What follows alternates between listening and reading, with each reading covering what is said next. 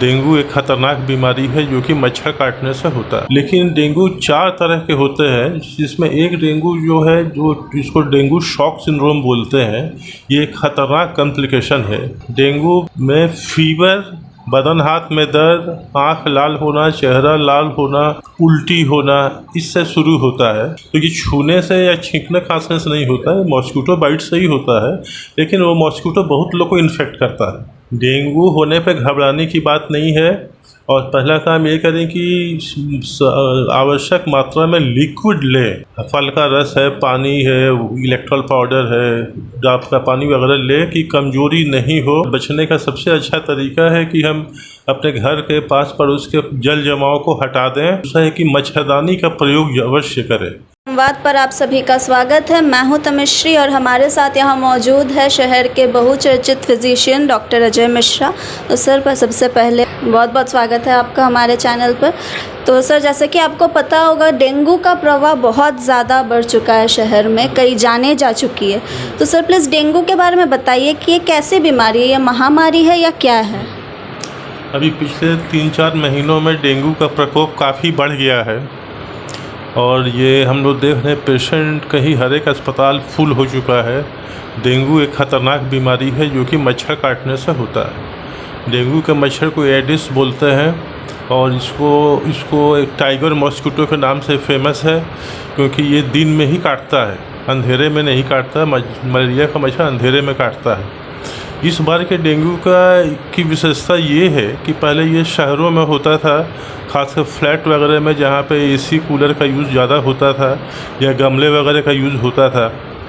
गांव में ये बीमारी नहीं थी, लेकिन इस साल डेंगू का प्रकोप गांव में भी फैल गया है, और दूर दराज गाँव से भी लोग आ रहे हैं। तो इस साल तो ये बहुत बड़ा महामारी का रूप ले चुका है, और इससे सतर्क रहने की आवश्यकता है। सर प्लीज़ बताइए, लक्षण क्या क्या है डेंगू के? डेंगू में फीवर, बदन हाथ में दर्द, आँख लाल होना, चेहरा लाल होना, बदन हाथ टूटना, उल्टी होना, इससे शुरू होता है। लेकिन डेंगू 4 तरह के होते हैं, जिसमें एक डेंगू जो है जो जिसको डेंगू शॉक सिंड्रोम बोलते हैं, ये एक खतरनाक कॉम्प्लिकेशन है, जिसमें मरीज कमज़ोर होता जाता है, हाथ पैर ठंडा पड़ जाता है, उल्टी रुकता नहीं, पेट में पानी आ जाता है, लीवर किडनी फेल करने लगता है। तो ये डेंगू बहुत ही खतरनाक, ये समय भी बहुत कम देता है। तो इसलिए डेंगू से सतर्क रहने की आवश्यकता है। डेंगू का कोई भी बुखार अभी के समय में डेंगू हो सकता है, इससे जांच अवश्य करा लें। जैसा कि आपने सुना, सबसे पहले जांच कराया जाता है। तो सर हमें बताइए कि इसके बचाव के क्या क्या उपाय हैं, बच कैसे सकते हैं हम डेंगू से? बचाव ही मेन इसका इलाज है, और बचने का सबसे अच्छा तरीका है कि हम अपने घर के पास पड़ोस के जल जमाव को हटा दें।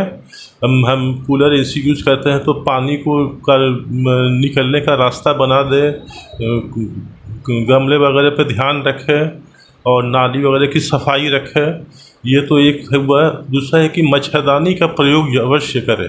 सोने के समय दिन में भी मच्छरदानी ज़रूर लगाएं, क्योंकि मच्छरदानी से ये कोई साइड इफ़ेक्ट भी नहीं है, और इससे 100% प्रिवेंशन होता है।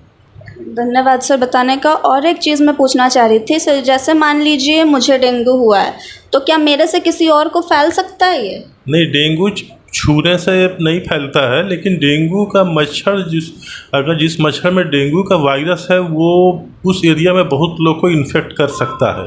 इसलिए हम लोग देखते हैं कि एक एक परिवार के 6-6 लोग, 8-8 लोग डेंगू से पीड़ित हैं, या एक कॉलोनी के हैं तो बहुत लोग एक साथ पीड़ित होते हैं। तो ये छूने से या छींकने खांसने से नहीं होता है, मॉस्किटो बाइट से ही होता है।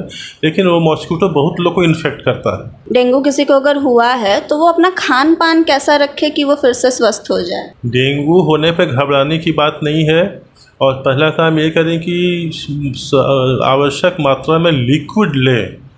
फल का रस है, पानी है, इलेक्ट्रॉल पाउडर है, डाब का पानी वगैरह लें कि कमजोरी नहीं हो। और खाना भी सिंपल खाना खाते रहें, खाने में कोई मना नहीं है।